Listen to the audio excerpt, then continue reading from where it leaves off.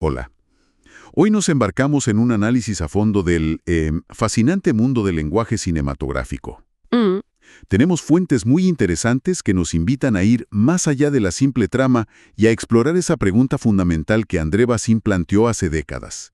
¿Qué es el cine? claro, No solo qué historias nos cuentan, sino cómo lo hacen. totalmente. A menudo el análisis se detiene en el argumento, ¿no? Pero el cine es un arte con su propia gramática visual, sus, digamos, herramientas propias. Ajá.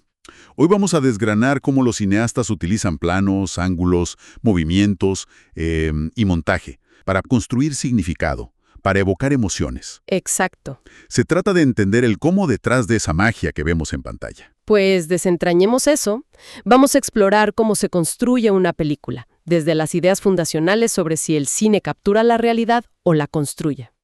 Hasta las técnicas más específicas que nos sumergen por completo en la experiencia fílmica. Para empezar, el material nos presenta dos visiones casi opuestas sobre la esencia del cine. Por un lado está André Bazin, Ajá. quien veía el cine como una ventana al mundo, un arte que revela la ambigüedad y complejidad de la realidad. Él valoraba mucho la profundidad de campo, los planos largos, bueno, todo aquello que respeta la continuidad del espacio y el tiempo. Claro, permitiendo que el espectador explore la imagen, ¿no? Casi como si el cine pudiera capturar la realidad y elevarla. Exacto. Y en el otro extremo, tenemos la perspectiva que Andrew Sarris ayudó a popularizar en Estados Unidos, bueno, inspirada en la crítica francesa, la del director como autor de la obra. La teoría del autor, sí. Sarris hablaba de una división interesante, los hijos de Murnau, que serían maestras de la puesta en escena, o sea, todo lo que se coloca delante de la cámara y cómo se mueve está dentro del espacio. Como Orson Welles o el propio Murnau. Esos mismos. Priorizan la continuidad espacial, la cámara fluida, buscan que el espectador se mueva, digamos, libremente dentro del plano. Y frente a ellos, los hijos de Eisenstein. Ajá. Para ellos, el poder reside en el montaje, en la yuxtaposición de imágenes. Eisenstein creía que el choque entre planos generaba el significado, dirigiendo la interpretación de forma mucho más controlada. Eso. Pensamos en Hitchcock o quizá en el Buñuel más experimental. ¿No es curioso cómo estas dos visiones implican una relación diferente con quien mira la película? Una más libre, la otra como más guiada. Es una observación clave, sí. Y lo fascinante que señalan las fuentes es que Sarris coloca a John Ford en ambas categorías. Ah, mira. ¿Y eso qué nos dice? Pues que un verdadero maestro domina ambas dimensiones, ¿no? Ford era célebre por su puesta en escena impecable, pero también por cómo sus planos, supuestamente, estaban tan bien concebidos que el montaje era casi una simple unión de piezas perfectas. O sea, dominaba tanto la creación dentro del plano como la conexión entre ellos. Exactamente. Es un ejemplo de cómo estas categorías, bueno, no siempre son tan rígidas. Y esto conecta con un punto crucial que resaltan las fuentes. La crítica a analizar las películas solo por lo que pasa. Uf, sí. Comparan esto con mirar La noche estrellada de Van Gogh y decir simplemente, es un cielo de noche. Se pierde toda la sustancia, ¿no? Muy buen punto. Analizar esa pintura implica sumergirse en el postimpresionismo, sentir la agitación del pintor a través de esas pinceladas vibrantes, direccionales, entender la composición, el uso del color. Claro. En cine pasa igual. No basta conseguir la trama, hay que preguntarse por qué el director eligió ese ángulo, por qué movió la cámara de esa manera, por qué cortó en ese preciso instante. Las decisiones formales son las que construyen la experiencia al final. Hablando de construcción, una decisión fundamental es de estructura narrativa. La más conocida, bueno, es la lineal en 3 actos: presentación, nudo y desenlace. La clásica. El material utiliza Sin Perdón, Unforgiven, de Eastwood como un caso de estudio casi perfecto. ¿Cómo ilustra esa película los 3 actos? De forma muy clara, la verdad. El primer acto nos presenta a Will Money, este pistolero retirado, y el conflicto que lo saca de su retiro, la agresión a una prostituta y la recompensa ofrecida. Se establecen los personajes, el objetivo, todo eso. Ajá, la presentación. Luego, el segundo acto, el nudo, es el viaje y los obstáculos. La llegada al pueblo, la confrontación con el sheriff autoritario, Little Bill, la tensión que va creciendo y el punto de inflexión dramático, que es la muerte de Ned, el amigo de Mooney. Un momento durísimo. Sí, y eso nos lleva directo al tercer acto, el desenlace. Todo escala hacia el clímax. Mooney, que ya está transformado por la muerte de su amigo, entra al salón para la venganza final contra Little Bill. La confrontación final. Es directa, violenta, y resuelve el conflicto principal. Y la película cierra con Mooney alejándose, completando su arco narrativo. Es una estructura clásica, sí, pero muy efectiva para llevar al espectador a través de un viaje emocional claro. Muy claro. Pero claro, el cine contemporáneo se deleita rompiendo esa linealidad. Totalmente. Las fuentes mencionan estructuras discontinuas, como las de Tarantino, donde el desorden temporal crea suspenso o a veces ironía. Cierto. O las subjetivas, donde la narración está filtrada por la mente de un personaje, a veces poco fiable, como en el Club de la Lucha. ¿Qué efecto busca este tipo de ruptura, crees? Supongo que busca desafiar nuestra percepción, hacernos cuestionar lo que vemos, o simplemente crear una experiencia más fragmentada, quizás más acorde con cómo recordamos o procesamos la información a veces. ¿Puede ser? También están las estructuras en mosaico, como Magnolia, ¿no? Con muchas historias que se cruzan. Exacto, creando un tapiz de vidas conectadas.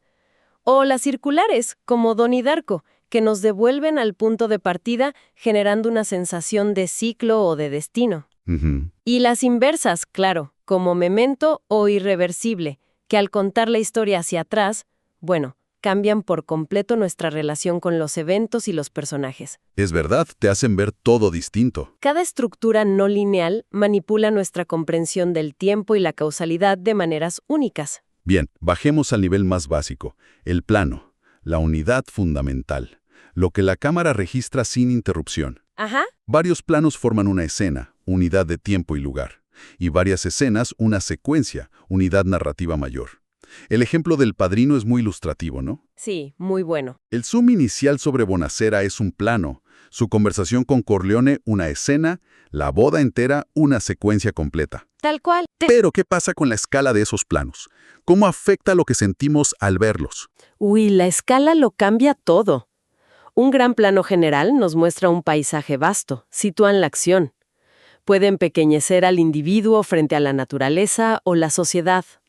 A medida que nos acercamos, el plano general y el plano entero nos dan más información sobre los personajes en su entorno inmediato. Luego viene el famoso plano americano, el cowboy shot. Ese, que corta por encima de las rodillas. Ideal para los westerns, claro, pero también útil para mostrar lenguaje corporal. Y el plano medio, por la cintura, muy habitual en diálogos, un poco más íntimo. Pero es al acercarnos más cuando la cosa se pone realmente personal, ¿verdad? Sin duda. El primer plano, que encuadra rostro y hombros, es el rey de la expresión emocional. Nos conecta directamente con los sentimientos del personaje. Es potentísimo. Y el primerísimo primer plano, que es solo una parte del rostro, intensifica esa emoción al máximo. Y el plano detalle, un objeto, unas manos, dirige nuestra atención a un elemento crucial para la historia, cargándolo de significado. O sea, la elección de la escala nunca es arbitraria. Jamás. Es una decisión narrativa súper potente. Y no solo la distancia, también el ángulo desde el que se mira. Un plano picado, tomado desde arriba, puede hacer que alguien parezca, no sé, vulnerable o culpable quizá. Exacto. Mientras que un contrapicado, desde abajo, le da poder, lo magnifica. Son herramientas visuales muy directos para influir en nuestra percepción del personaje. Totalmente. Y los extremos. El cenital, directamente desde arriba, ofrece una perspectiva casi abstracta, a veces opresiva o como divina. Y el nadir, desde abajo del todo, es menos común, pero puede ser muy impactante. Y luego está el plano holandés, ese ángulo inclinado que desequilibra toda la imagen. ¿Por qué crees que se usa tanto para generar tensión o inquietud, como en El tercer hombre? Es que rompe nuestra percepción normal del equilibrio, ¿no? Claro. Vemos el mundo generalmente en horizontal y vertical, así que inclinarlo nos saca de nuestra zona de confort visual. Sugiere que algo no está bien, que el mundo está torcido, como los personajes o la situación misma. Tiene sentido. Exacto. Y aquí las fuentes introducen un concepto teórico interesante, la sutura narrativa. Ah, sí, eso suena complejo. Es una idea psicoanalítica sobre cómo nos cosemos, por así decirlo, a la película. Es decir, cómo olvidamos la artificialidad del cine, que son solo luces y sombras proyectadas, cortes, trucos, y nos sumergimos en la diégesis, en el mundo de la historia, aceptando sus reglas. Y una técnica clave para esa sutura, para meternos dentro de la historia, es el plano subjetivo, o POV. ¿Verdad? Justamente, cuando la cámara adopta la mirada de un personaje, vemos a través de sus ojos. La identificación es inmediata y muy potente. Nos pone literalmente en su lugar. Ahora, hablemos de movimiento. Al principio el cine era estático, cámara fija, pero pronto la cámara cobró vida. ¿Cuáles son los movimientos básicos y qué aportan? Bueno, el más simple es la panorámica. Girar la cámara sobre su eje, horizontal o verticalmente, como si estuviéramos explorando el espacio desde un punto fijo. Ajá. Luego está el traveling, que implica un desplazamiento físico de la cámara. Puede ser sobre raíles, la dolly, para que sea suave. O con Steadicam. Claro, con Steadicam para seguir a personajes fluidamente por terrenos complejos, o incluso cámara en mano. La cámara en mano da esa sensación más cruda, ¿cierto? Más documental, más inestable. Como si estuviéramos allí mismo. Sí, totalmente. Y el zoom, que a diferencia del traveling, es un cambio óptico de la lente, no un movimiento físico de la cámara. Acerca o aleja la imagen, pero la perspectiva no cambia igual que si nos moviéramos físicamente nosotros. Es un buen matiz, sí. Y no podemos olvidar combinaciones creativas, como el famoso efecto vértigo. El de Hitchcock. Ese mismo. Ese juego de traveling hacia atrás y zoom hacia adelante. O al revés. Mantiene al sujeto central del mismo tamaño, pero distorsiona todo el fondo, creando una sensación de mareo, de angustia espacial. Es un truco técnico, pero al servicio de una emoción muy concreta. El ejemplo de Mystic River que citan las fuentes es muy poderoso. Ese movimiento ascendente de la cámara, desde el cuerpo de la víctima hasta el cielo. ¿Qué logra ese único movimiento? Es increíble. Logra condensar una emoción inmensa. Pasa del dolor terrenal más crudo a una especie de trascendencia trágica, a la impotencia, a la búsqueda de respuestas en el vacío. Es un momento de pura elocuencia cinematográfica. Ahí el movimiento de cámara dice más que cualquier diálogo. Y dentro de ese plano, ya sea en movimiento o estático, está la composición. ¿Cómo se organiza el espacio dentro del cuadro? El enfoque es una herramienta clave, mencionan. Así es. El enfoque selectivo, donde solo una parte está nítida, guía nuestra mirada de forma muy precisa. Te dice dónde mirar. Exacto. La gran profundidad de campo, en cambio, que tanto le gustaba a Wells, donde todo está nítido, permite al espectador elegir dónde mirar, crear relaciones complejas dentro del mismo cuadro. Da más libertad. Sí.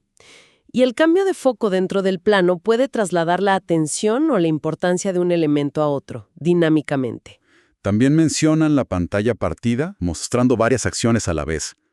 Annie Hall jugaba mucho con eso, ¿no? Sí, muy ingenioso.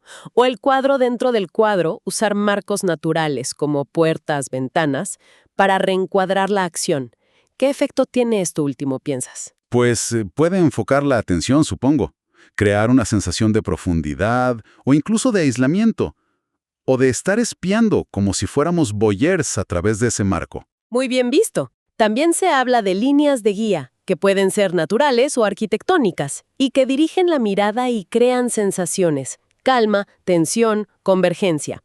Y principios más clásicos de composición visual, como la regla de los tercios para colocar puntos de interés. La proporción áurea para buscar armonía, la simetría. Aunque a veces justamente romper esa simetría es lo que genera interés. Claro, y la ley de la mirada, que es crucial en diálogos, para que parezca que los personajes se están mirando entre sí, aunque estén en planos separados. Da coherencia espacial. Y finalmente, uniendo todo esto, está el montaje, el arte de seleccionar, cortar y ordenar los planos. Las transiciones más básicas son el corte directo. ¿El más común? Sí, el fundido, a negro o a color, y el encadenado, donde una imagen se disuelve en la siguiente. Pero el montaje es mucho más que eso. Claro, es donde se manipula el tiempo y el ritmo y se crean significados nuevos. El montaje paralelo, por ejemplo, alternando dos acciones simultáneas para crear tensión. Como en la secuencia del bautizo y los asesinatos en El Padrino. Un clásico. Exacto. Un clásico total. O el montaje intelectual que deriva del famoso efecto Kuleshov. Aquello de que una misma cara inexpresiva parecía expresar cosas distintas según el plano con el que se yuxtaponía. Una sopa, un ataúd, un niño. Fascinante eso.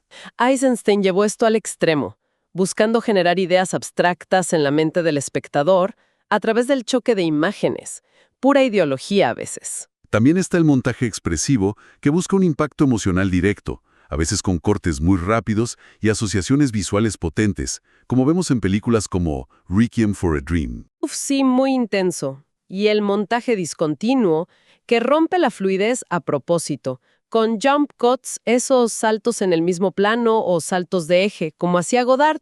Para recordarnos que estábamos viendo una película, ¿no? Es una forma de romper esa sutura de la que hablábamos antes. Podría interpretarse así, sí.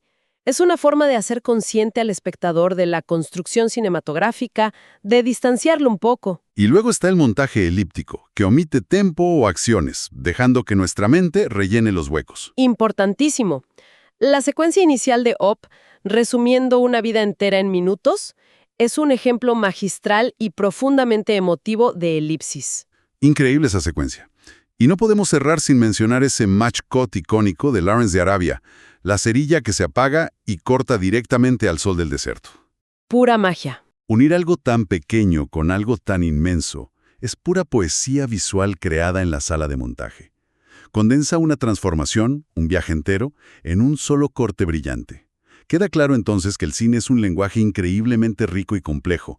Cada decisión, desde la escala del plano hasta el ritmo del montaje, es una herramienta artística con un propósito. Y comprender estas herramientas no le resta magia, yo creo que al contrario, permite apreciar con mayor profundidad la habilidad, la intención y el arte que hay detrás de las películas que nos impactan. Sí, totalmente. Nos ayuda a entender por qué sentimos lo que sentimos frente a ciertas imágenes o secuencias. Revela la maestría de quienes dominan este lenguaje y nos deja pensando. Ahora, con estas claves en mente, ¿cómo podría cambiar nuestra próxima visita al cine o nuestra próxima sesión de películas en casa? ¿Qué nuevos detalles, antes invisibles, podríamos empezar a notar y, bueno, cómo enriquecería nuestra interpretación de lo que vemos?